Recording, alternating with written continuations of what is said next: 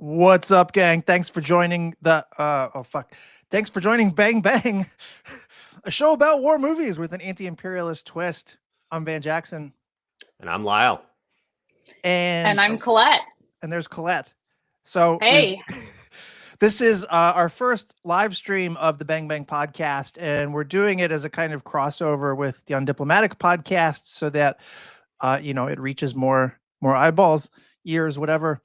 And Colette, welcome to the show. We're going to talk about Private Valentine, the 2008 boot camp, whatever, comedy, starring Jessica Simpson. So welcome to the show. Let everyone know about you, your book, which is already a big deal. And then we'll get into this. Yeah. Yeah. So first of all, I just wanted to congratulate you guys for finally getting a woman on the podcast. Happens to be my wife. It took nepotism, but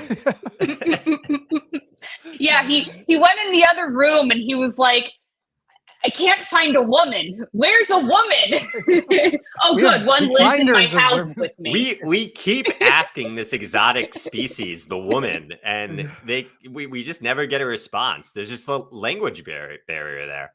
Yeah. It's like being in high school. We invite them and then they turn us down. They just don't show up. Yeah. Well, I'm here. I'm here. You're just going to have to keep coming on and then we can say, we've had multiple episodes with a woman. 50% of our episodes have a woman. Have a woman. Yes, it's the same woman. Yes, the woman is also the wife of one of the co-hosts, but 50% have a woman. It's in the numbers. Well, cool. What are you besides Lyle's wife? Well, so nothing. That's all that matters. Yeah. So, we have a very great lefty podcast. Yeah. So woke. I'm a trad wife. I'm an essayist, and I have my debut book coming out with HarperCollins next Tuesday, meaning this Tuesday, the 7th of January. Yes. 2 days, baby. My book is called Y2K, How the 2000s Became Everything, Essays on the Future That Never Was. And it is a collection of personal essays that it's not just personal essays, it's really more cultural criticism and history. But the theme of the book it's about the years 1997 through 2008. So I call that the Y2K era. And it's about the pop culture, the politics, the economic changes, and my own life story. I look forward to this. Yeah.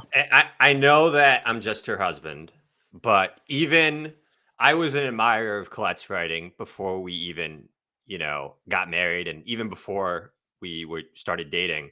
I've always loved her writing, and the book. I maybe it's impossible for me to say this as an unbiased person, but I do believe that if I was not married to Colette, if I didn't even know Colette, it is definitely a book worth reading. It's very witty and fun and accessible, and also a lot of the historical work that both of our favorite historians do. She does a very good job, bringing it into her own essays and her own story. So 2 thumbs up from the hubby. And I never use the word hubby. I think that's the first time I've ever used that word. That's how excited I am about Colette's book. Yeah. Weird description. But the book sounds like the one early indicator that this book probably is a big deal / is about to be a big deal is that it seems like the publisher is putting something into this, or you're getting promotion ahead of time, which is not normal in my world. I've never had that. Yeah. Yeah. I mean, they're definitely, I have a very good in-house publicist, Kelly. So shout out to her. She's really been diligent in terms of sending out ARCs and things to advanced copies, that is, to reviewers. I got 2 big starred reviews from the trades. I got a starred from Publishers Weekly and a starred from Booklist, and then a very positive from Kirkus, but they're mysterious, so they didn't give me a star. That's before release. Picked. That's great. Yeah. And then I got GQ Britain picked it as one of the top books of the new year. Bustle, which is a women's publication, picked it as their book club pick for January. We don't care about women's publications here. Never heard of it. What is it? Women read? But yeah, so there's good stuff is happening. But I've also just been like hustling in terms of like just emailing and DMing every person I've ever met and just being like, hey, I have this book. Can I go on your show, or do you want to review it? Can I do an event at your bookstore, etc.?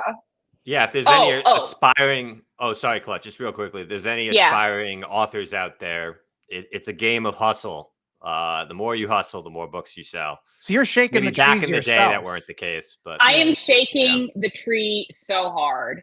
Yeah, but like, I did want to say I'm actually going on tour starting on Wednesday. So Wednesday I'll be in Baltimore at Greedy Reads Remington in conversation with Osita Nwanevu, who you should also have on the show. He's another author with a book out next year. And then I will be, for anyone in New York, there's going to be a really killer event at McNally Jackson Seaport this Thursday, the 9th. And that I will be in conversation with Vincent Cunningham, who is a New Yorker writer, critic, John Gans, the historian, and Jeremy Gordon, Jeremy Gordon, who is an Atlantic editor, who is a novel out next year. And it's going to be like awesome. And it's going to be cool. I'll also be in Boston the 17th at Harvard Bookstore. I'm doing an event at Yale College, I think the 15th in New Haven. Not that I need to say that it's in New Haven. But then I'll be in LA at Skylight on the 22nd, in conversation with Gabrielle Korn, Emma Spector, and Helene Olin, who, maybe people are not interested in because it's a women only panel, that one. Women. Women. and then I'll be then like a couple more events after that. I've got San Francisco at Green Apple on the Park on the 24th, and then DC at Politics and Prose on the 1st of February. So if you're in any of those cities, come see me. It's going to be lit. Wear your best Y2K outfits or not. It's going to be really, really interesting and fun. That's amazing. Are you having to, as like a logistics question, are you having to sort of like self-fund going around? Yeah. That's it sucks. Yeah. I was wondered about that. No, it sucks. But like, here's the thing. My entire family and extended family lives in the most important cities in America. No offense to other cities. And so it's not like crazy hard, because for most of the stuff that I'm doing, I'm just turning it into, hey, let me go visit you. Except let me just visit everyone I would normally visit in like a 1 month period. So I'm really saving on, room and board that way. Cool. So yeah. Well, that's going to be huge. See everybody. Yeah. We're going to have to release this epised like as soon as possible. It's live right now. Yes. But like, we're going to have to cut it up like overnight to get it out tomorrow so that people know about the times. You have to cut it up. We should be clear about who's doing the labor here. It's definitely not me. Yeah. Okay. Well, shit. This is awesome. Let's get started. Yeah. Let's talk about Private Valentine, which I ended up watching this for free on Daily Motion, nice. like streaming it, but I had initially looked it up on Apple TV in New Zealand, and it did not exist as Private Valentine. It existed as a title called Major Movie Star, right? Major Movie Star. Yes, that was the alternate title. I don't know which one is better, but they're both bad.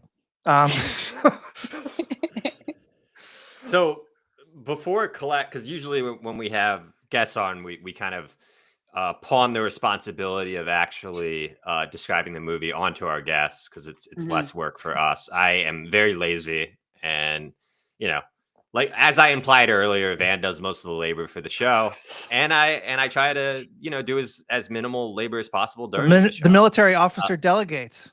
That's what... Yeah, well, I put my time in, and I'm basically in permanent retirement for the rest of my life. No, I kid.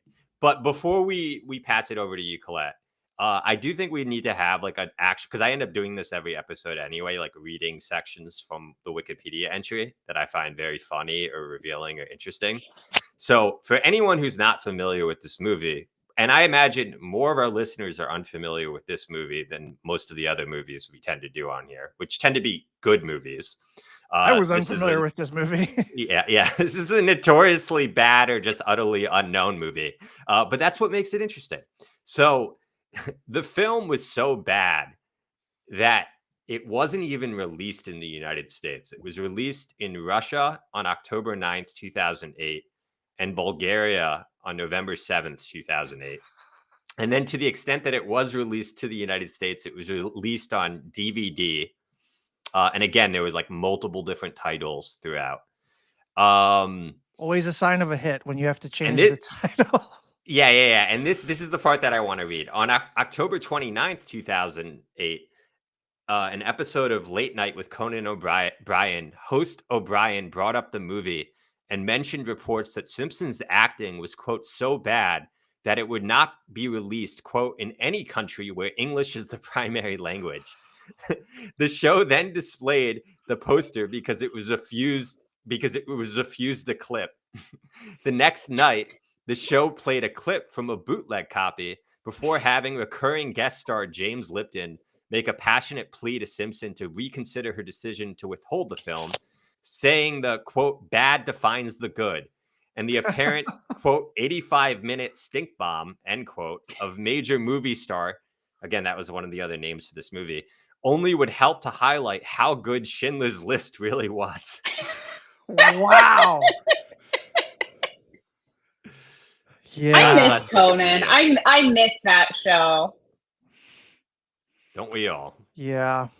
He apparently he has better politics than I would have thought. I saw him the other day doing a clip on like basically like an anti-imperialist sort of jokey critique about Western and American empire. I was like, oh, this is kind of enlightened for a late night guy.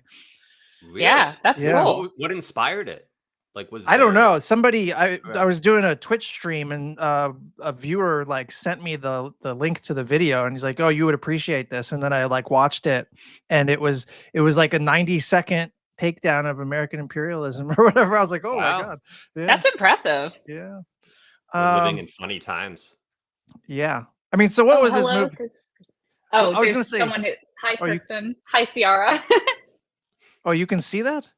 Yeah, I can see that. Okay, good. I'm saying hello to the listeners. Thank you for listening. Perfect. She's better at this than we are. We actually have to, imagine our listeners are real human beings behind the screen that we have a responsibility towards. Such a shit show. This is like the Iraq invasion of podcasts. So, learn from the best. Yeah. So Colette, we need a synopsis of what this movie was. Like what's the story here? But also, like, what was you had suggested this stink bomb, and it was a bit of a nostalgia bath, for like Y2K culture, I think, in ways that I did not appreciate going in. But like, why did you suggest it? Does this intersect with your life in some way? Is this in your top 10 all-time movies? Yeah, I mean, so I was aware of this because I remember reading bad reviews of it at the time. And interestingly, I guess just because Google sucks and I didn't have time to do the whole like archival Internet Archive thing, I couldn't find any of the actual original reviews. But I remember reading this at the time in like 2008, and there were reviews that were like, this is, and keep in mind, this is in 2008, America had really soured on the war in Iraq, we had been there for 5 years and things were going terribly. And also, of course, like October, November 2008, the economy is melting down. And so I remember just reading these scathing reviews saying that this is like a U.S. Army propaganda, U.S. military propaganda recruiting tool, and that this is, it's just really bad and really bad acting and all of this. And I'd sort of forgotten about it. And then I was like, I want to come on as a guest on the pod and do a Y2K movie about the military, but it has to be a girl movie because that's what's interesting to me.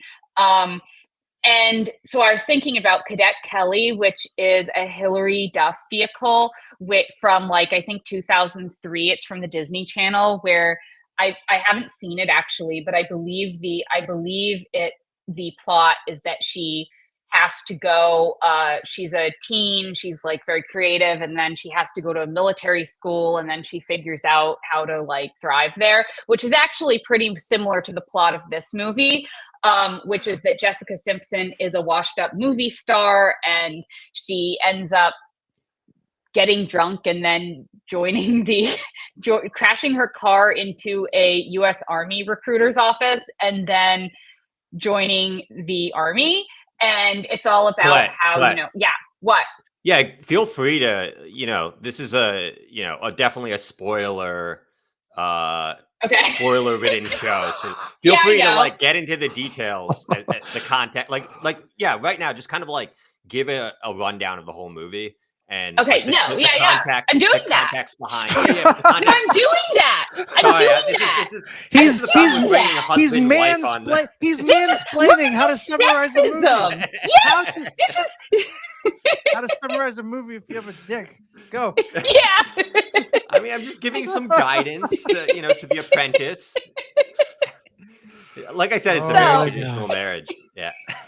So, no, I was just saying, give the context. Yeah. The context of this is interesting. Like why she is drunk. Mm-hmm.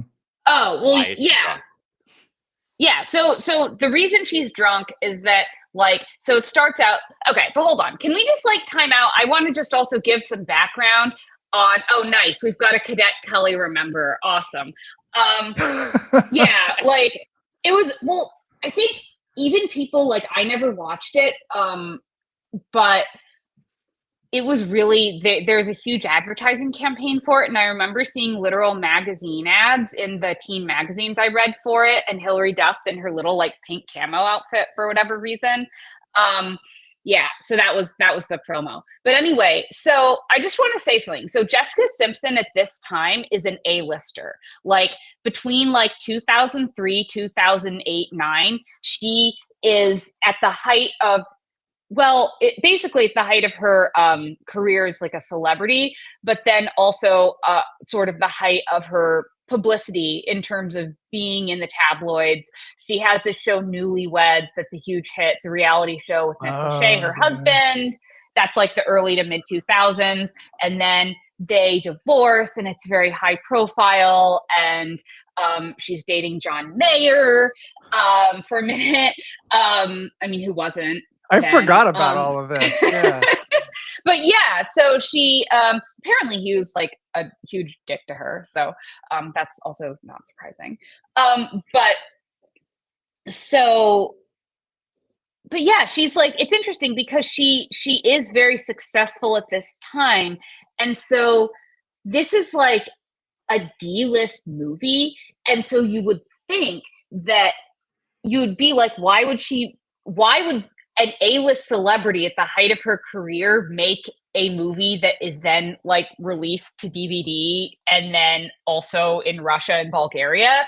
And I'm not totally sure, but I sort of have some theories. I read that the movie got the green light in 2002. So we're talking height of global war on terror and the ramp up to the invasion of Iraq. And to be clear, for people who don't know, at least I don't know if she still is, but I know for a while, and at that time, Jessica Simpson was a Republican, and she would always appear on those lists of like conservative celebrities. She comes from an evangelical. She's a preacher's kid. She comes from an evangelical family in Texas, and she's very involved with like the USO tour and supporting the troops and all of this. And so my guess is that this was like, again, total speculation, but my guess is that this was a thing of like, oh, let's do this to support the troops, to like rally everyone up and get us excited to invade Iraq. Maybe it was like girly patriotism or something. Girly patriotism. Yeah. But then, you know, as things often happen in Hollywood, things get pushed off to the side and they get stalled.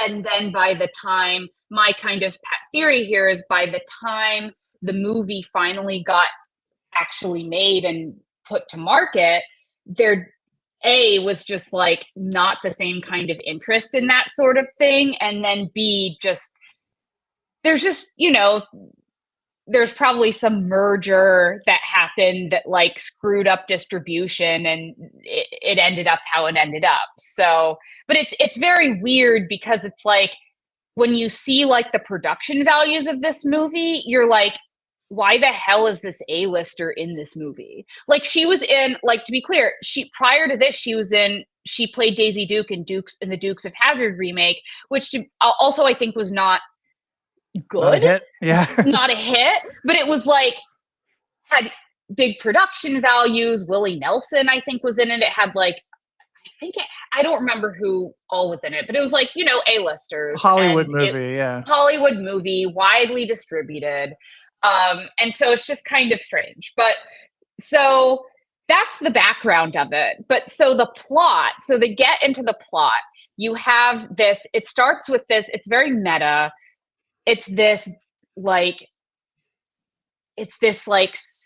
blonde Hollywood actress who is not taken seriously, which also, let's just remember, Jessica Simpson's whole public image at the time was that she was ditzy, which she would kind of play up. Like there's in the reality show Newlyweds, there's a famous scene where her husband says something about chicken of the sea, which is a brand of tuna. And she thinks, or she said, in the, you know, at least in the context of the show, she says, oh, is that chicken? Oh, I'm confused. Is it chicken or is it fish? And then this becomes this like proto-viral moment. And people, you know, it's like a whole media cycle. Honestly, that sounds like a mistake I would make. Yes. No, it does. No, one time Lyle asked me if mice lay eggs. What was the answer? Come on, that should stay within marital confines, Colette. Yeah. What else you got on Lyle? All right. A lot. One of the wonders of marriage. We have a lot on each other. Yeah. But yeah, so it's very meta, and it's actually like, one thing that I'll say about this movie is, based on the fact that it was widely mocked, I was expecting it to be a lot worse than it was, and also less self-aware. And one thing I'll give it credit for is it is weirdly self-aware. Like, it's very kind of aware that it's meta. It's sort of like, I don't know. It's interesting in that regard. And there are actually a couple of legitimate laugh lines, like not just like laugh because it's corny or campy, but like, oh, actually the joke landed. But anyway, so the plot is, what is her name? Valentine. Oh, it's not Jessica Valentine. It's Megan Valentine. Megan Valentine, which is whatever. So that's her name, Megan Valentine. She's an A-list, or I don't know if she's A-list, but it doesn't matter. She's a celeb. Definitely she's a not Hollywood, A-list. Yeah. Not A-list. Yeah, because the whole thing is that she's not taken seriously and she wants to do serious roles. She does movies with talking animals. Yes, that's the thing. She's been doing like really kind of like C and D list movies, and she's made fun of by the press. She's all in the tabloids, and she wants to be taken seriously as an actress. And then she finds out that in quick succession, she finds out. So she goes to this premiere for this movie that she does with a talking dog. She overhears girls in the bathroom stall next to her making fun of the movie. They're supposedly friends of hers. And supposedly like, friends of hers. At least one of them. Exactly. Yeah. And she's like, oh, I'm a joke to them. And then she finds out from her manager that a distant cousin has stolen all of her money. And so she's broke and she's going to lose her house. And then she comes home and she finds one of her, I guess he's her manager. The other guy's her agent, whatever. It's not the way the sort of entertainment industry works in this movie, similarly to the way the military works, is a little bit loosey-goosey, but whatever. So she comes home, she finds, she finds, I think she finds her boyfriend in bed with her. It's her boyfriend who's in bed with, but isn't her boyfriend in bed with her manager? Yes. Or is it just some other guy? Yeah. So the manager, so they're fucking, her boyfriend is gay, is cheating on her, and he's gay, which again, let's also 2008 remember patriotism. What? Yes, 2008 patriotism. Basically between the years of 1997 and 2009, most major movies had to have at least one gay or trans joke. This is not widely known, but a huge plot point of Dude, Where's My Car is that the person who stole the car is a trans woman. And I'd forgotten. I believe Kiss is one of the characters, and then they're disgusted by it, and it's a whole joke. Holy shit! I did. Yeah, I memory hold that. Yes, wow. Yes. I actually put out a call on Twitter when I was researching my book for most homophobic and transphobic moments of the 2000s, and a trans friend of mine was like, "Yeah, I saw this and I walked in the theater," and which another question, I don't know why she's doing that, but she's like, "Yeah, I walked out of the theater. It was terrible."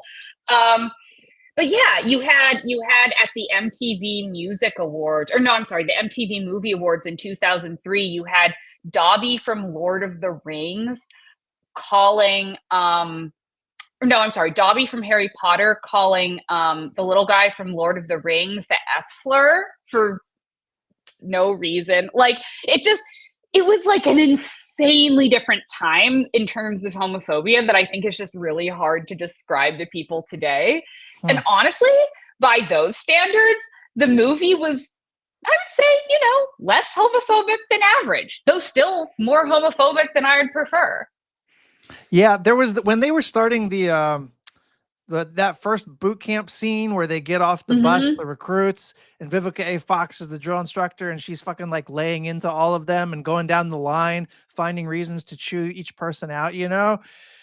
There was some pretty sexualized, misogynistic, even though it's girl on girl yelling or whatever.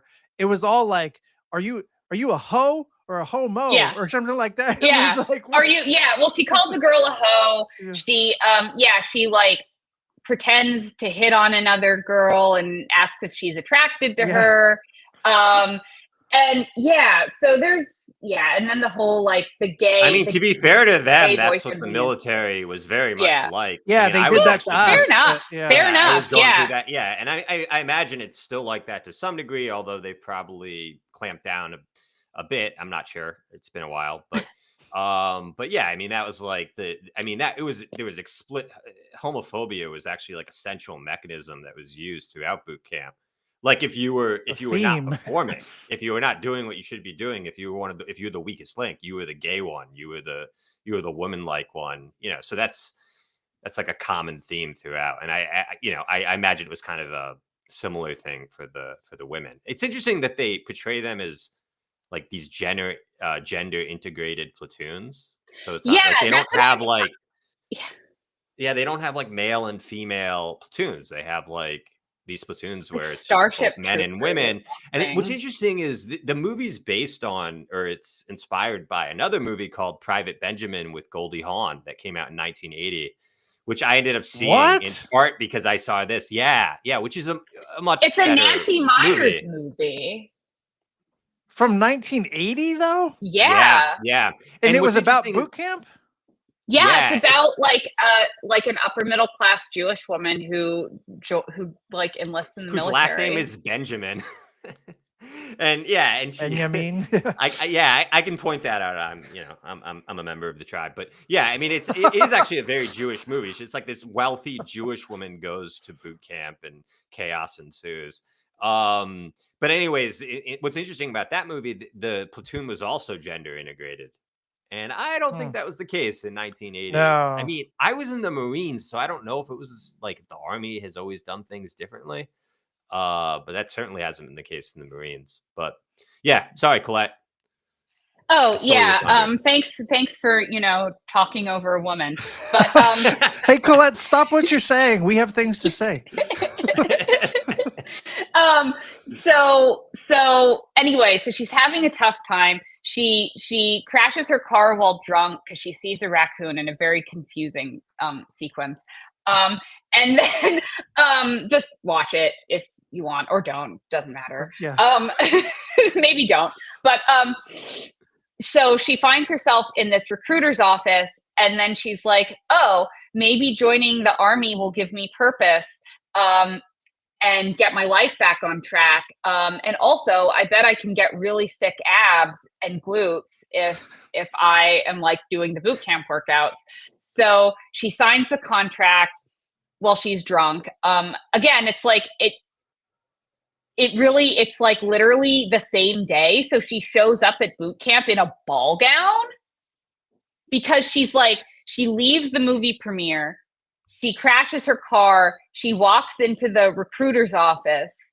She signs the paper. And then like within that same day, that same like 24-hour period, I guess, she's on the bus to boot camp. Which is, I don't think what happens. Fast turnaround. I mean, yeah. the recruiters are highly predatory.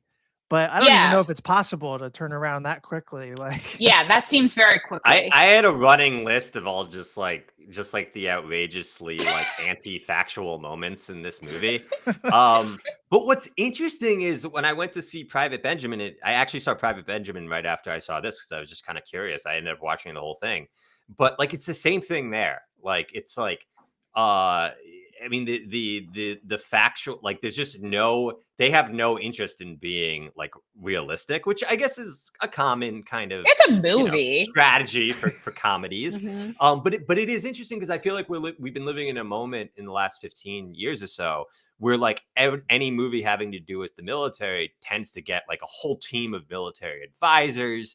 And they it's never, of course, like 100% accurate or even like 75% accurate, but you can see that they're making efforts to like make it somewhat real. mm-hmm. And so it's interesting that there was this whole crop of movies, which in some ways, even though Private Valentine is like a war and terror movie, it's kind of a throwback in a lot because it is a remake of this. In a way, it's not exactly a remake, but it was very much inspired by this 1980 movie.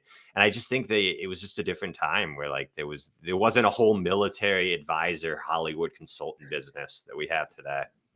Although I feel like there was, though, because you had like 24, you had this was like so much of the media during the war on terror was like produced with the US military to basically be like, oh, torture is good or at least necessary.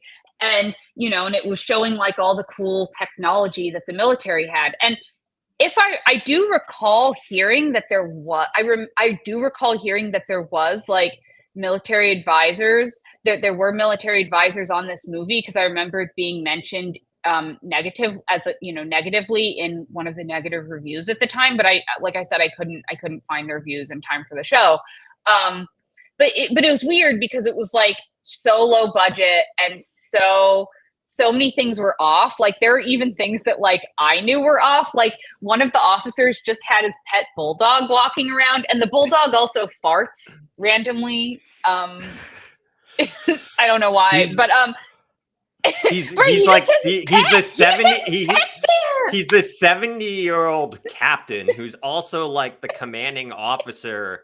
I mean, I guess he's the company commander. That would make sense that he'd be the company commander as a captain, but they present him as like the head, like the commanding officer of this training base, which makes no sense. It also doesn't make sense for anyone who doesn't know the military. If you're like in your late 60s or 70s, or even your young 60s, or even in your 50s, like you tend not to be a captain. Like at that point, a junior officer, yeah, you're not a junior officer.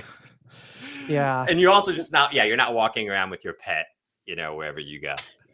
Well, and then they kissed at the end. Well, spoiler, they kissed at the end No, in uniform. not that. Yeah, but hold on, time out. But that's not. She's not kissing the old guy. She's kissing the drill instructor. Yeah. So she so she falls in love with the drill instructor. So anyway, so I do want to say, like, plot wise. So basically, the kind of short plot is basically, she enlists. People are like, oh my God, you're Megan Valentine, the movie star. Are you going to be able to make it through boot camp? And then against all odds, she proves she can make it through boot camp. And then she, basically learns that she can be self-reliant and tough.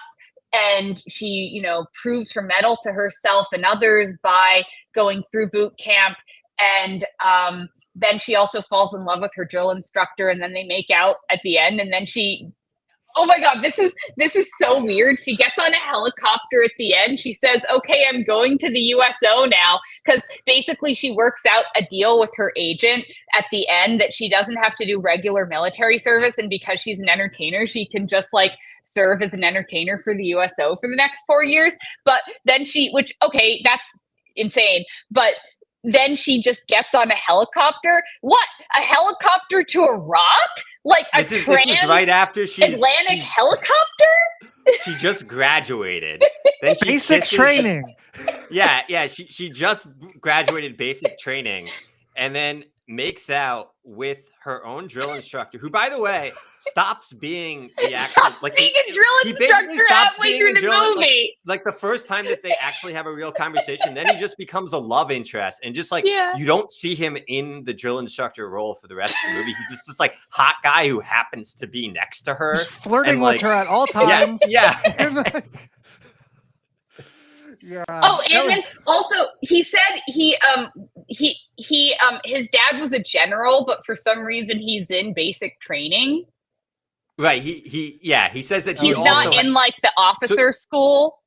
The pivot scene, the kind of the moment where she kind of gets it and starts, doing what she needs to do in boot camp is him pulling her aside because she's about to quit, and him being like, "Hey, just so you know, I also had a hard time at boot camp." And they're already like flirting with each other. And she's like, really? And he's like, yeah, well, I also stood out because I was the son of a general. And you don't want to be the son of a general at boot camp. And for like usually he's a sergeant, Yeah, and he's a sergeant. I mean, there are like, I actually know a few guys that were the son of like high level officers that ended up going the enlisted ranks, but it's uncommon. Usually if you're joining the military and your father is or one of your parents is like high up there on the officer side, you end up becoming an officer as well. But of course, the movie is not, as we've already established, it's not very interested in that sort of thing. But yeah, Colette, what else? What else have we missed? Well, can we just go through every single thing that you pointed out during the movie that is wrong? Like you're like, they're saluting wrong. This is wrong. This is wrong. Well, I'm probably going to like, to be honest, like the branches are different.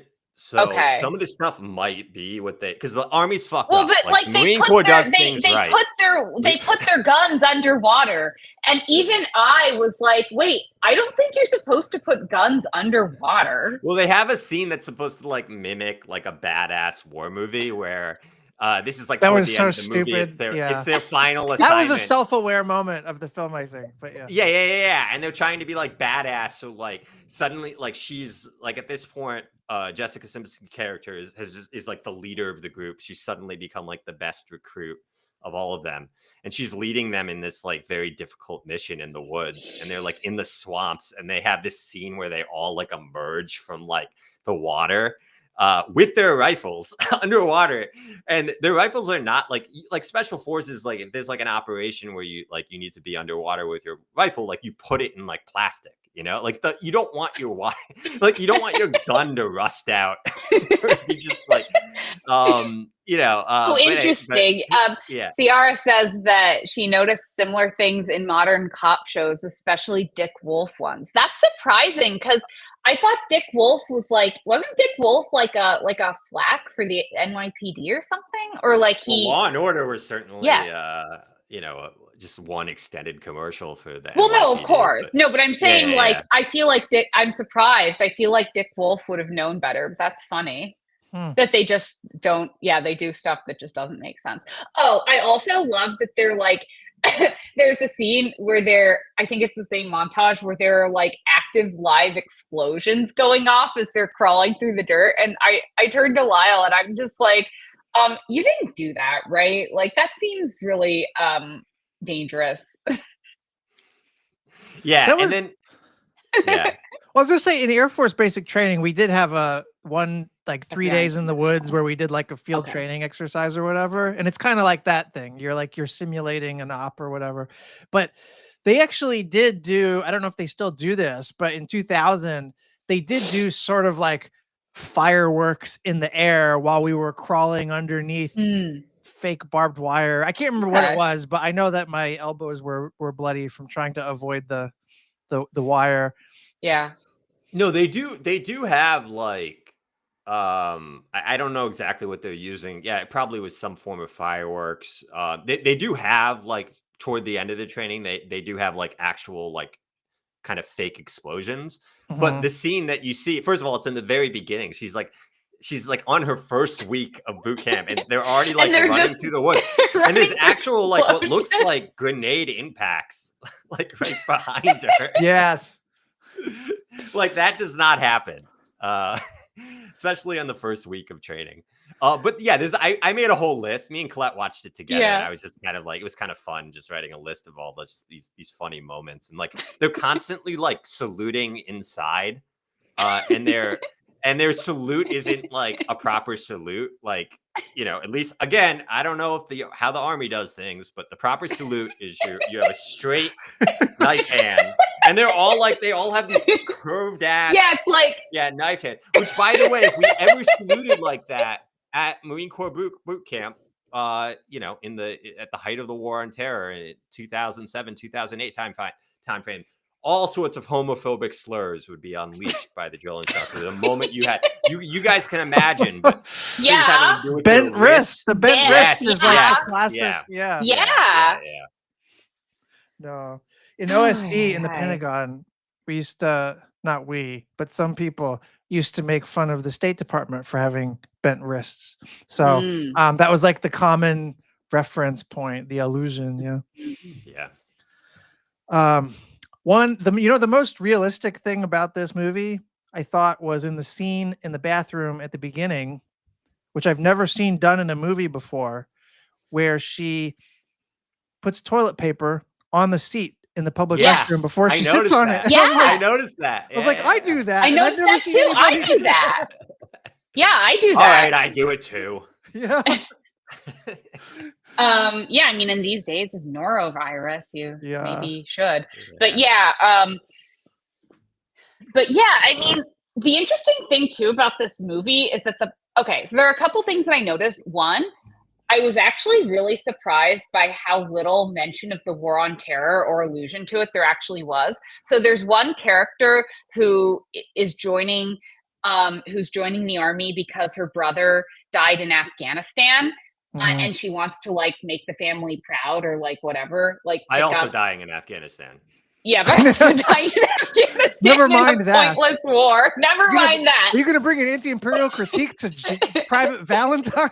Actually, yeah. I mean that's the next chapter in this live stream. No, but it was like And then at the very end, the drill instructor says, "Oh, and BT Dubs, I'm getting deployed to Iraq." And she's like, oh, "Okay." And then they make out, and she gives him his challenge coin, and then gets on her helicopter. So that's also God insane. knows where. I guess she's also going to Iraq directly from on a helicopter for some reason. Long-term helicopter transport. But yeah, so like.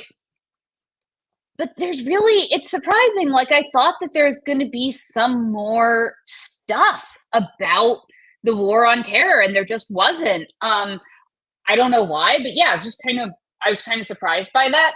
But then the other thing I wanted to say that also Lyle noticed was that it showed, like, I guess obviously this, you could say like, oh, this is the propaganda aspect of it. Like, it's showing so she sort of befriends this group of girls in her. Is it her platoon? I don't know this stuff. What is the group? Yeah. It's in her platoon. So it's her platoon. Okay. So she befriends this group of girls, and they're all in the military for different reasons. So one of them, like, her brother died pointlessly. Now she wants to die pointlessly, and she also comes from a trailer park. Another one, she has a young daughter, and she doesn't have a good job, and she can't afford to go to school to get a degree that would let her have a good job, and the army's paying for it. Another one, her husband had died. She's a single mother. Oh yeah, her husband has died. She's a single mother. Yeah. And that's, depicted as good, that she has to like leave her child to join the military in order to. She has this she says that she wants to make her daughter proud and stuff. That's interesting.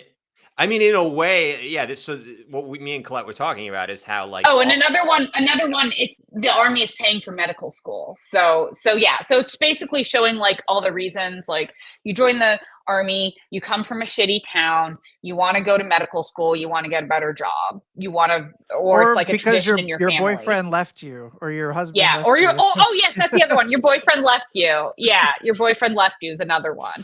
Your wife. I mean, and so the movie, in a way, is Jessica Simpson, who's a Republican, who I think really did want to support the troops. And this is her way of supporting the troops by doing this movie. And I think like maybe the writers also saw this as like a supporting the troops movie. And maybe those who ended up seeing this movie, like all 5 of them, also saw it as a rah support the troops movie.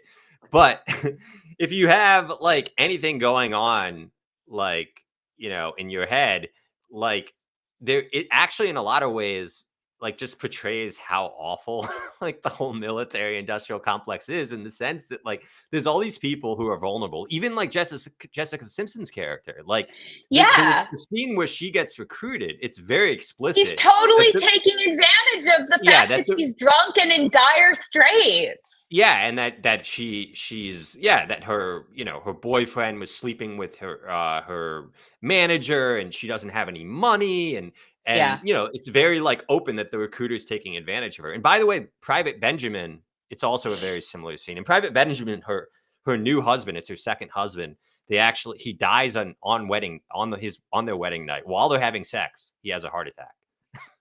So that's was Private Benjamin like a successful movie? Do you know? I think it was more successful than this. Yeah, I think so. I'd at least heard of it. Private Benjamin is like a real movie. Like, it has like real, like, directorial production firepower. Well, it's Nancy Meyers. Nancy Meyers is like real actors. So. Obviously, Goldie Hawn is a very accomplished actor. It also has like a real like feminist critique. Like, the whole movie is like basically like one terrible man after another. Her kind of slowly discovering how terrible all these men is. It's her learning that she needs to go off on her own at the end and no longer rely on men, basically. But what's interesting is Private Benjamin has like, it's very not self-aware when it comes to class. I mean, it's subtly self-aware. Like they know that here's this wealthy woman who's going to boot camp among all these people who aren't so wealthy, but like no one actually calls her out for being wealthy. She's just coded as like a fancy girl. Like, there's no real class in Private Benjamin. Like, it's just that she likes fancy stuff, and that's what makes her kind of different than all the other ones at boot camp. Whereas in this movie, to give them credit where credit is due, like, the class politics of it are very in the foreground. I mean, it shows enlistment as a poverty draft. That's her. Yes. That's Yes. Jessica Simpson. She's poor. You're Yes. asked out, and so you join the military. Yes, right, exactly. and they all come to hate her. I mean, at first they're like, "Oh, she's famous," but then they quickly come to hate her because she's a spoiled rich girl, and they're very and because clear also about, she like, her keeps being, she keeps not being good at like the stuff that they need to do and getting them all collectively punished. right, and then they become, and then she ends up doing well again. But then Yeah. there's this other dramatic tension moment where it's complicated, but like this sergeant instructor of the platoon This is a also happens whole to be thing. a first sergent. And an I'm not aware of incredibly any. good-looking 25-year-old. Yeah. Vivica Fox. Who is also a porn star before she. So that comes out that she's a porn star, but she also does not like Jessica Simpson, and she releases stuff to the tabloids, like basically quoting her. And she actually did say this at one point in the movie, basically talking shit about all her fellow peers. Yeah, like saying that they're gang They're- members and drug dealers and like trailer trash. trailer trash. Yeah, Trailer right. trash. Yeah. So like, she's basically this rich girl who's like complaining about how poor and unsophisticated they all are, and then they get word of this because this tabloid releases it, and then they all turn against her again. Yeah. So like, I think that's it's interesting. I mean, that in 1980, the dawn of the Reagan era, Mhm. I can't say this for sure, but it seems like they were very uncomfortable about like making it clear that like the major problem with Goldie Hawn going to boot camp is because she's fucking rich. It's not because she just likes fancy stuff, Yeah. And and here it's like very clear that like Jessica Simpson, like the major culture clash is a class clash. Is that she's rich, right? Yeah.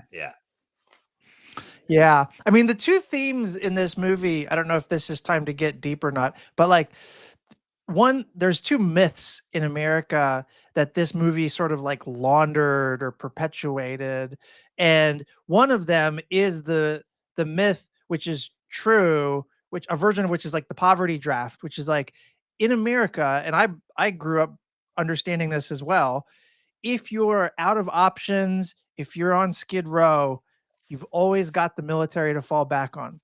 Yep. The real social safety net in America is American militarism. It's you grab a gun and kill people and you're good to go.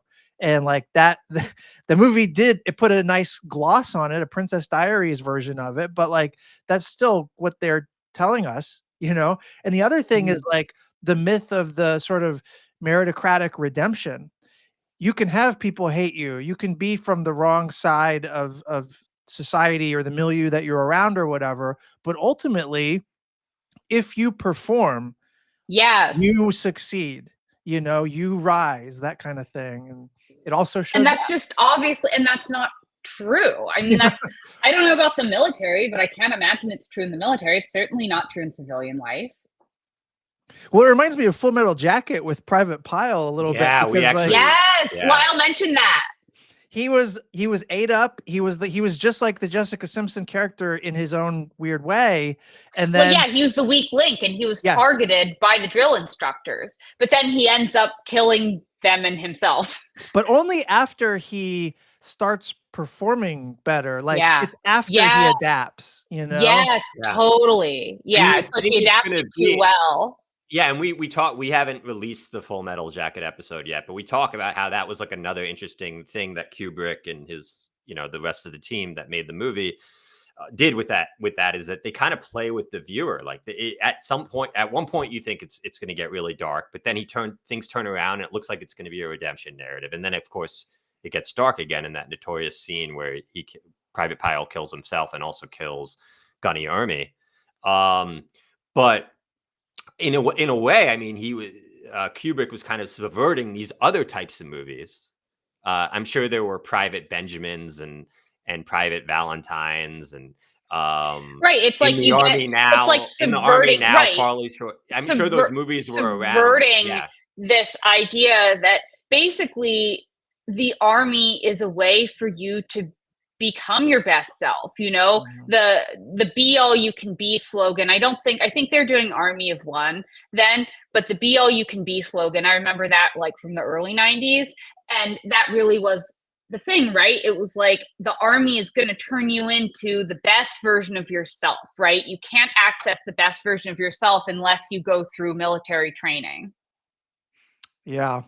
I remember at the time when they announced the Army of One thing, a lot of active duty Army people were shitting on it. Like they thought this was so stupid. I thought it was also kind of weird. Like I don't totally get the Army of One thing, but I still don't Well, totally actually, get it there's been either. well, there's been a lot of like commentary about how the army ended up really going like full throttle on these very individualistic Mm. messaging campaigns, like Army of One, but also Be All You Can Be, and a lot of other ones as well, that they were no longer selling like the solidarity aspect and like the That's true. sacrifice Yeah. aspect and the neoliberal army, yeah. yeah, it was more about like gotta have a this is what the neoliberal army army. this is what the army can do for Can you. do for you. Whereas Yeah. like the Marines actually, like, I think at the time when the army was coming out with all these new slogans, I think there were often like high level Marine officers who would then like in public make fun of the army for these slogans, being like, this is the difference between us and the army. Like, we don't promise you a Oh road, my God. you know, like that's like the Marines are very proud of my that God. campaign. And that's more or less been the campaign ever since. Like, you don't go to the Marine Corps, you know, obviously we do go to the Marine Corps to enrich ourselves and you know, and for understandable reasons. But also, I mean, people that are attracted to the Marine Corps, if it's a choice between the Army or the Air Force or the Navy, those that deliberately choose the Marine Corps also are attracted to this idea of sacrifice, you know, of difficulty, of hard living, and all the rest. So like the slogan, there's a whole history of like how the slogans end up kind of saying a lot about the differences between the branches, but maybe that's the Marine and the proud Marine in me talking. No, I What's think that that's for right. proud I think Marine? that, yeah. That's funny. Kiara in the chat says, I grew up in Kiara used to be on the like version 1.0 of this show. Oh, Oh, no cool. shit. Yeah, they were involved early on. Grew up in New Zealand. Growing up, it was told a lot that the military in the US was there to fall Yeah. back on. Yeah. Yeah. Yeah. No, that's right. definitely the message that we all get. It's like, yeah, you always have the military and, you know, and it's a good thing, right? Like joining it is a good thing for yourself and your country, but especially yourself. It's like totally helpful for self-improvement. Even like in terms of like you're going to get into really good shape. Yeah. Yeah. It leaves you with like, it's one of those myths or I don't even know what you call it anymore, but like, because that narrative exists and we all sort of understand it, if you are in a bad situation in life or you're down on your luck or whatever, it's a justification framework to say you only have yourself to blame, you know, Totally. because you're not getting in shape. You're not shipping off to the military. You could be improving your lot. And in America, there's always a ladder to climb up. And like, they're And just the ladder's the paint. military. Yeah. And if the ladder's the right. military, are you fucking kidding me? Yeah, You that's know? a shitty ladder. That's a ladder to nowhere. A ladder to killing other people for Yes! bad reasons? Like, Well, I No, mean, thank you. I hate to bring nuance to Yeah.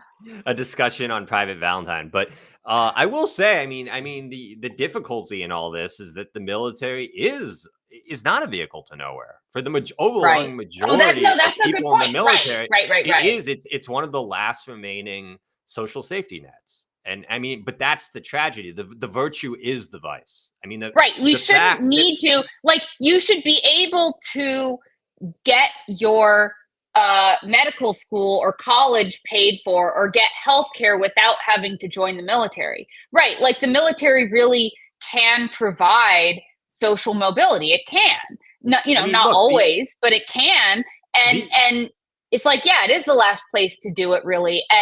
But it shouldn't be like you should have other options besides joining the military. I mean, it's a system of death making. That's what militaries are and what they do. Sucks. And you can say that that's for noble purposes or some shit or for the nation or whatever. But ultimately, like that's you're almost like if you're a pacifist or if you're like a nonviolent person to have to sign on to a system of death making in order to survive yourself, is like instant moral injury. You know, like that's inherently totally. fucked. So like, yeah. Yeah, I mean, but this is a deliberate strategy. Like and it's not just the military. Like there is a reason.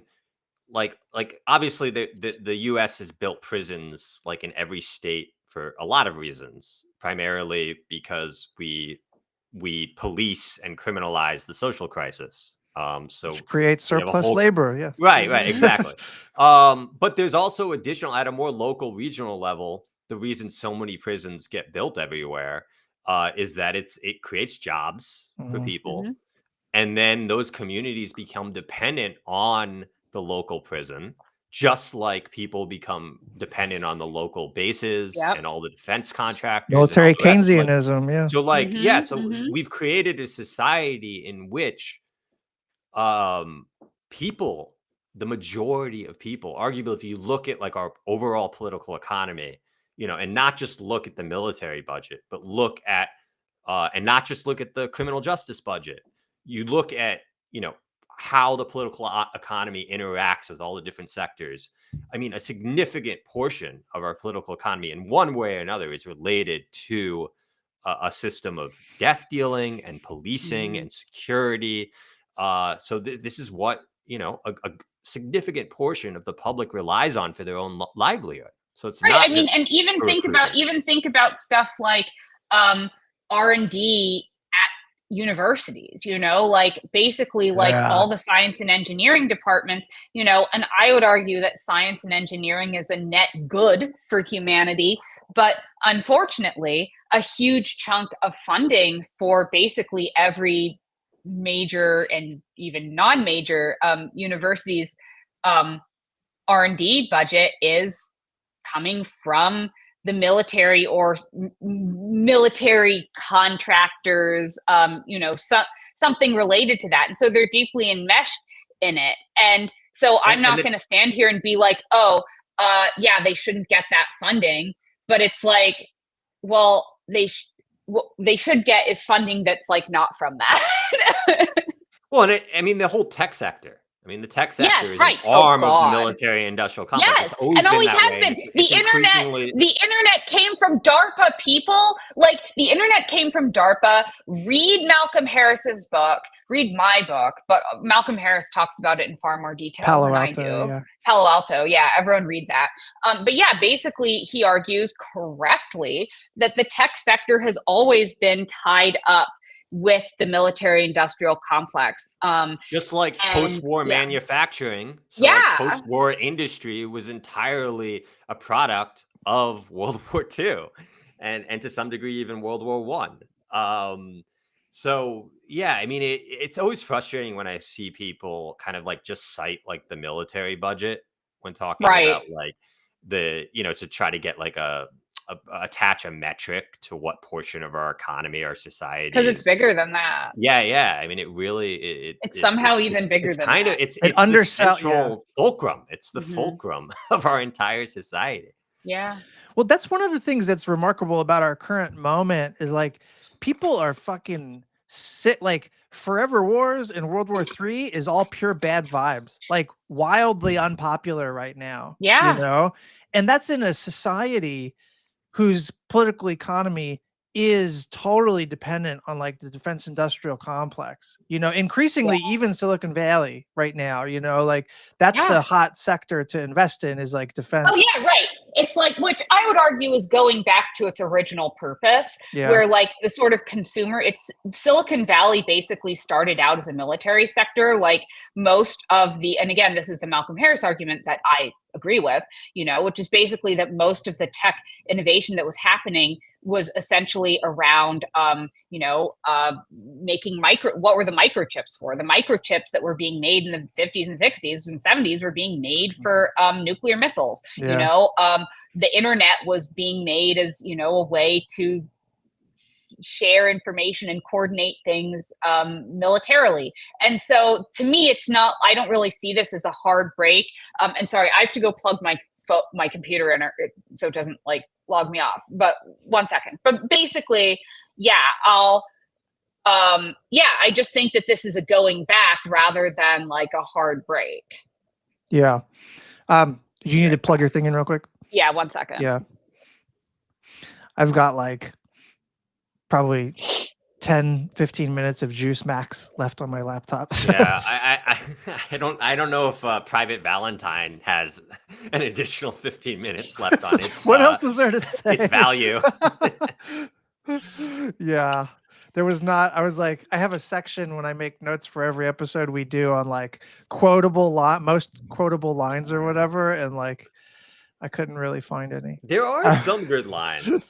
I mean, there is like a self-aware quality to it. You know, I mean, I'm obviously reaching for compliments here, but there is sometimes it was self-aware, like sometimes it was sappy and earnest. I mean, Jessica Simpson really like makes fun of herself throughout. Yeah.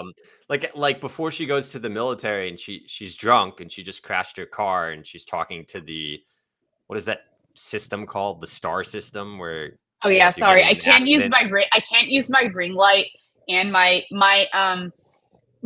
computer. Sorry to interrupt everyone to talk about my tech problems, but my computer only has 2 USB-C outlets, one of which needs to go to the power cord. And so I can't use both a ring light and a mic. And for some reason, neither my ring light nor my mic accept my like splitter adapter. So yeah, I was gonna say I had to buy one of these to I bought one of these and it's not accepted by my computer. So I might my computer's like 4 years old. I might have to buy one. They added them. Sorry to turn this into Apple tech talk. But like I might have to buy one of the ones with the I kind of want to replace it because they finally brought back the MagSafe charger, which I prefer. So and then they have like the 2 USB-Cs. So I love it because it's got the MagSafe to charge it, which is a better charger than the USB-C because it unplugs if you trip over it. And then it has like 2 or maybe even more USB-Cs, but it also has Apple AI, which I don't want. So I don't know. Anyway, I like it. It's like Colette dark mode. We're now in dark mode. Yeah, I'm liking it. Mm-hmm. It's after hours. Some variety. Yeah, Colette after hours. Yeah, so we were talking about some of the good lines in the movie or self-aware lines. So in the beginning, when she crashes her car and she's talking to the star system, which is like she's talking to some person. Yeah, are you God? She said, "Are you God?" It's like it's supposed to be like Starlink, and Starlink right. or that thing that was like really popular in the early 2000s. And then she starts calling him Mr. Star, and then she's just like telling him her whole life, and then she says, "I'm a good person. I give to charity." Yeah, that was amazing. I think that was really, and like which I also think was a good commentary on like rich what's a good people, commentary? Yeah, like there's a way in which because she's like a Republican and not like a respectable liberal, like there's certain things that can come out totally like that don't come out in like respectable liberal movies. So like I feel like that's one of them. Like I think like I just feel like a respectable like faintly center left team would not make fun of themselves in that way because they're very proud. I think they're very proud, and they think that they're the only exception I'll say is that like if you guys have, I know Lyle you haven't watched it, but Van, if you've seen 30 Rock, like I will say that Tina Fey does do a really good job of making fun of herself as like a kind of American liberal type. Yeah. It's very funny. But she has Jack Donaghy, who's Alec Baldwin, as her foil, who's a corporate Republican, to kind of point out some of the stuff. But anyway. They're all liberals, but the conservatives can reveal things that And later on, I mean, again, this is probably like maybe like the Republican anti-Hollywood part of her speech, even though she was Hollywood. I don't know, but she's like it's like in the middle of the movie where she's gonna leave boot camp, and I forget who says it, but someone goes and says, she's an actress. She's insecure but full of herself. Which I think is like, also a very good summary, not just of Hollywood actresses or actors, but like of like so much of the elite establishment, which is still to this day, predominantly center left or centrist. And I love that description of insecure but full of themselves, because I think that, and that in a way kind of describes like the whole security complex that we're all prison to, is we have highly insecure people that can't stop talking about fucking security and are very full of themselves, even though they're also very insecure. That's about as literary as you can get with this movie, I think. Yeah, yeah, I think so. Thank you, Lyle. Yeah. Well, what else we got? Any other? I mean, I do have like a list of Kiara says that those extra USB ports are great. So yeah, they are great. Okay, I'm gonna leave in all this USB shit because it'll be easier to edit. The people want to know.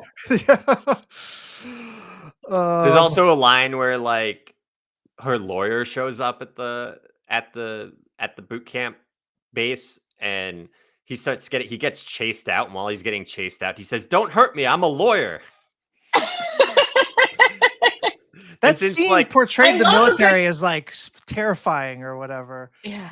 Yeah. I love a good lawyer joke. I feel like you don't get as many of them. Like, I feel like there are so many good lawyer jokes in the late 90s through the early to mid, even the late 2000s. And I feel like I just don't see them as much anymore.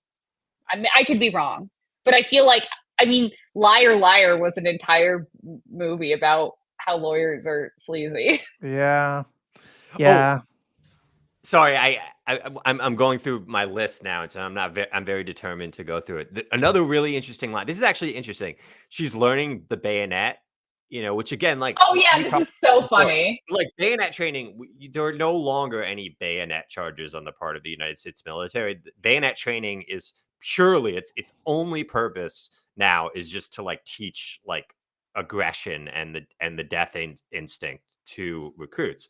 So it's her time to like to stab they actually have like a dummy human being. Usually it's just like a stack of tires. And she goes to stab it, and then she's obviously very hesitant. And then she says, "I'm sorry, what's the motivation?" Which I thought was brilliant. Like what is the motivation? Like that's like the best question you could be asking. Like, why am I stabbing this hypothetical human being? Yes. Yeah, I rolled when she said that, and then I thought, as I let it like cook as the scene was playing, and then I ended up coming to that same conclusion. I was like, oh, there's a commentary here. You know? Like, yeah. Even if it's accidental, even if it wasn't like a conscious commentary, like it's a commentary one way or another. Yeah. What else you got, man? That might be it, man. I'm scared. Yeah, I don't have anything else. Yeah. Long list. All right. Yeah. I mean, I will say one thing. We kind of talked about this earlier, but like, you have all these stock characters: the single mother whose husband died and needs to go to the military and is very proud of herself that she's doing this for her family, which, all power to her. That's an incredibly difficult thing to do. But then again, what are we really talking about here? We're talking about a single mother who just lost her husband, who's leaving her kid to join an institution that she's going to be constantly deployed, could possibly be in a dangerous place. She could get hurt or killed, be traumatized. This is not something that like us as a society should be proud about, but this is how it's kind of delivered in that scene. Like this is like a moment of pride. It's where, really we should have, various systems so that you don't have to do that, so that you can, go to college without it costing $1 bajillion. Exactly. Without having to join the military. And it's the same thing with the one who her brother died in Afghanistan, and then she's going to join, which is a common thing, by the way. Like, I know like numerous vets or active duty military that like joined in part because a family member had joined and gotten hurt or killed, and now they feel like they need to follow in their footsteps, which is, I mean, it makes me so angry. I mean, it's this recycling of violence and trauma, right? I mean, it's like throwing good money after bad or something. Yeah. Lyle, while we were watching the movie, Lyle's like, oh great, your brother died pointlessly, and so now you're gonna die pointlessly too. Yeah. Yeah, it was pretty fucked. You know, the scene that like that I thought was the most enraging to me, or like what, like confounding, was like there was one of the girls in the platoon was like talking to her boyfriend on the phone, and they only had 10 minutes to talk, and Jessica Simpson is like going over and trying to like console her and, you know, give her some life advice or some shit. And the girl's she was like crying because the girl's boyfriend, like in the 10-minute phone call while she's in boot camp, says, you know, I don't know if I can wait for you. Yeah, because there are too many hot girls. It's like 8 weeks. I mean, yeah. He's like, all these hot girls are hitting on me. And Jessica, and I was like, first of all, what a piece of shit. But then like her Jessica Simpson's advice was like, here, use my phone card to call him back and to let him know how lucky he is to be with you. And I'm like, wait, why doesn't she just fucking dump his ass? Like, what? Yeah. Like, why? Why? And why would you want to stay in that relationship? Yeah. And that is like the major difference between this movie, other than Private Benjamin being like a real movie and this being like a unintended satire of an actual movie. But like there is like it's the exact opposite message in Private Benjamin. Like she goes to the military and ultimately learns that she doesn't need men. Whereas here, she goes to the military to find another man, not just another man, but actually find a straight man this time. Yes, I mean that's the over like the you have to go to the military to find a straight man. Yeah. Because like the original sin of the movie is her boyfriend turning out to be gay, and this is like this is what spurs her into like you know, Hollywood. Gay Hollywood. Yeah. Mm-hmm. And then the final crowning moment is her kissing the straight man. Wow. Yeah, they really put a bow on that. And it really also, the other thing is that there's also a small subplot with another person in her platoon who is like her rival, who was married to a military guy, or I guess was in the military, and then was married to a military guy, and then they got a divorce, and then they get back together at the end. And but yeah, it's like I turned to Lyle and I'm like, this movie makes it seem like the military makes your marriage and relationships better versus causing like higher than average divorce rates. Right. I mean, in Private Benjamin, she gets like there's an attempted rape scene with like the colonel, the commanding officer, tries to rape her. So like again, like the contrast there, like where this kind of has more of like a real class politics, whereas like this Reaganite movie doesn't. But you do have the gender politics. Yeah, you have the gender politics very, you know, foregrounded in Private Benjamin, where you here it's like, if anything, it's just like right-wing gender politics. And the military is a safe you can it's a safe space for women. The military, you know, the military, a famously safe space for women. Yep. No comment. I mean, it's like, yeah. Well, how many stars out of 5 are we talking here? I mean, it depends on what the scale is. What are we measuring? What criteria? Badness and 5. Badness, 5 stars for being just like brilliantly, ingeniously bad. You know what I thought this movie was like? Because around the same time as this movie came out, and I had not heard of this movie, was Tropic Thunder. And even though there's no gendered, I mean, some really bare knuckle gendered politics, the wrong kind of gendered politics in that movie, but like that movie was fantastic satire. You know, the self-awareness is what makes it famous. It's like so self-aware, you know, of what it's doing. Yeah. Much more successful critique of both like Hollywood and war in some ways. I don't know. Well, that's for another day, I guess. But yeah, we're definitely going to do an episode on that one.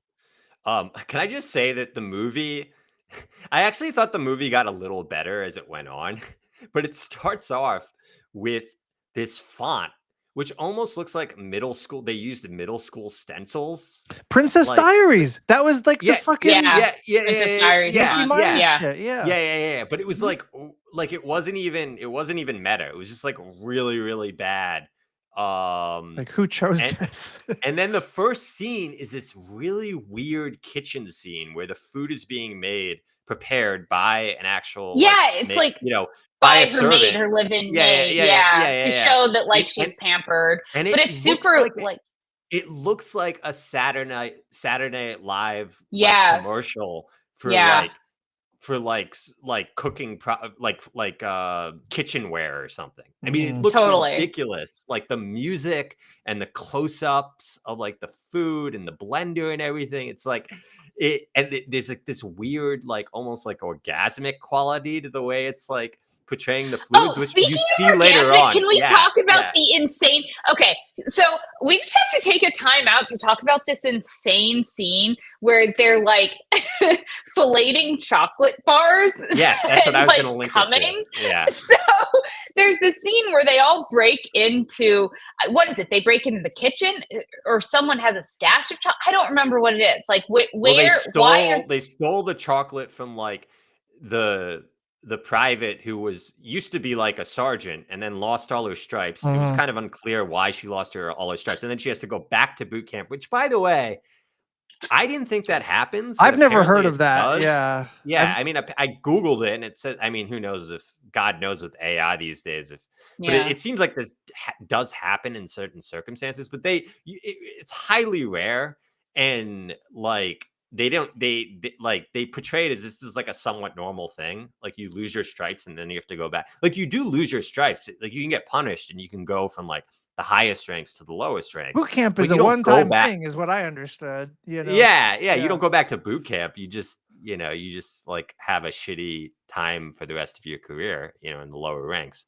But anyway, so they steal chocolate from her, and then they break into another room, and then they're all having the chocolate together. And Colette, I'll pass it off. Yeah, they're just like, it looks like they're coming. Which, to be clear, during this time, there was a very strange trope, which I think was related to some of the politics around food and body image at the time, about women and chocolate, where there would be these ads for like different chocolates. But I think Dove was one of them, but it was a bunch of different chocolate brands that would basically show women.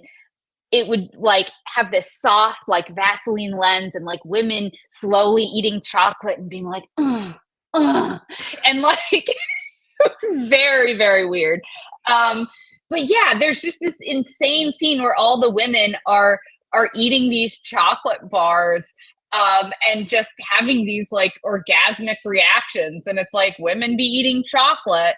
Oh, and the other part of it that's insane is that my understanding, it's a little confusing, but they're basically saying that like all their periods lined up, so they all need to have chocolate at the same time because they're all on their periods at the same time. Women be having periods, which they do, but also which can happen. Yeah, I've heard of that. Which can happen. I don't know if like it would be that coordinated, but also like they sure used a hell of a period on that scene. I mean, seriously. Well, the other thing I wanted to say is that, because I am qualified to weigh in here. Like chocolate, I think one of the only things women are qualified. The other thing, no, women can talk about periods. One specialty. I'm going to talk about periods, and I'm going to talk about periods, and I'm going to say that like for a lot of women, they crave steak because some women get anemic. And so it's interesting. Like, I feel like it maybe would have been more realistic if they like, I don't know, ate a bunch of steaks, but I don't know if that would have worked. Yeah, I don't think anyone had like steak like in their Foot Locker. Yeah. Man. Yeah. Okay. Anything else? Oh, Colette, what's your rating of this movie? Oh God. I would say 3 because I actually enjoyed watching it. Like, I'm not going to give anything lower than a 3 that I just didn't enjoy watching. Like, I didn't, I'm not going to say, hey, everyone else should necessarily watch this. I'm not going to watch it again. But, I had an enjoyable time watching it and talking about it. It wasn't like a horrible slog. Yeah, I thought it got better. Like, I thought like That's interesting by the because way, I like, actually thought that the worst part was in the middle, and it was just sort of slogging along in the middle. That's what I thought was like the middle felt like The middle is just like, oh, it's just exercises and montages and like this is all normal tropey stuff. Yeah. yeah. I actually thought when her Jessica Simpson's Joe Pesci impression wasn't terrible. Pretty good. Like, it wasn't Yeah. great, Yeah. but it wasn't as bad as I thought it would be. There's a scene where she's trying to convince she's now decided to become a good recruit and she's becoming a leader and she's trying to inspire like a certain fierceness and even kind of manliness in one of her peers who's very intimidated by the drill instructor. And she's like, imagine like, who's the scariest, toughest guy out there? And she says Joe Pesci, which is like very much Y2K. Like Joe Pesci is like killing it then. I mean, like Casino, my cousin Vinny. Yeah. Well, that's all 90s, but like 90s. Yeah. So she says Joe Pesci, and then Jessica Simpson does a Joe Pesci impression for her to like get, and then she ends up doing the recruit that she's talking to ends up doing her own Joe Pesci impression, and it was actually pretty good. I was like good for Jessica Simpson. Yeah. No, she's the thing about her is like she actually, I think with the ditzy stuff and the Republican stuff, like people, she has some talent, as an entertainer. So you got to give her that. As much as I apparently like Conan O'Brien now, his critique of her as being like a horrifically bad actress in this, I don't feel like is quite correct. And like, I did not like this movie. She's not a bad actress, but yeah, like I thought and she the did problem, well. I would say, the problem is that it was like a bad movie. Like she could handle the material. Yeah, like who wrote that? Like I should have looked more. Yeah, who wrote this? Who directed this? Yeah, which are probably men, by the way. Yeah. It's interesting, like it's the woman actress who gets blamed. But yeah. I would say for any of you guys out there who like bad movies, like I think this movie has some like cult like potential. Like I think so one too, of these actually. kind of like cult bad movies because it's I do so too. I could see bad. making an event of this at an independent cinema and like 12 p.m. And then like honestly, I could see, and then everyone throws. You know how like The Room. I used to be when I was in college. I was really into The Room, and I'd go to midnight showings and stuff. And you know how everyone throws spoons. So maybe everyone could throw Snickers bars. Yeah, and the chocolate scene. No, the totally. chocolate scene. We should lead the effort on this one. I like it. Well, I'm busy. I'm busy for the next like 6 weeks. I don't know if I have time to vanguard a revival of this movie. All right. Well, we need to find a reason to get you guys out to New Zealand to promote the book. Oh my God. Yeah. I don't care. I just want to go and like hike. I'm obsessed with the landscape and the animals. I really want to hike there and see you. Of course. Yeah. No, but I also really want to hike. Yeah. There's no shortage of that. All right. Well, good luck with the tour. Or any saved rounds? Are we good on this? Sorry, say that again. Are we good on this? Do we any more saved rounds or anything? Hell, I was reusing rounds. I was like picking up rounds from the ground and putting them back in the chamber. All right, my laptop's about to die anyway. Cool. Yeah. Oh, one request. Can you, when you cut and do the images, can you stick to the ones where I'm not like in the dark? Yeah. Oh, for like the thumbnail and kind of thing. Yeah. Just because I'm very protective of my public image. You look good in the dark. This is live. The dark mode, Colette. I know. I don't care. I know it's live. I know, but they saw me before, so they know I don't look like that normally. Girls be worrying about their appearance. Girls be worrying. Yeah. I'll send the thumbnail or whatever. Cool. No, thanks. Cool. And then Lyle, do you want to do the outro thing? Oh yeah, almost forgot. I have to actually apologize to the guys behind the music this time for associating them with this movie in any way. But with that said, credit for the intro and outro, as always, goes to Dumpster Fire by the Great Heights Band, featuring Raul E.V. Boom. All right. Well, this was super fun, and we need to watch more low, mid, bad movies. it's a different kind of opportunity to critique. So yeah, this is Sure. great. Thanks Awesome. for coming on, Colette. Thanks. Yeah. Thanks for Thank having me you. on. All right, and we'll have you back because you're our one girly lady. Woman. Yep. Yeah. Yep. All right. We're I just gonna prefer the keep term reusing woman. Mm-hmm, If you can get any I hear of this woman, that there's this woman in the wild. If you can find some other of these women to come on the show as well, that would be great. Is there more than one? Yeah. Okay. Yeah. All right. Take care, guys. Have a good Good night. night, everyone.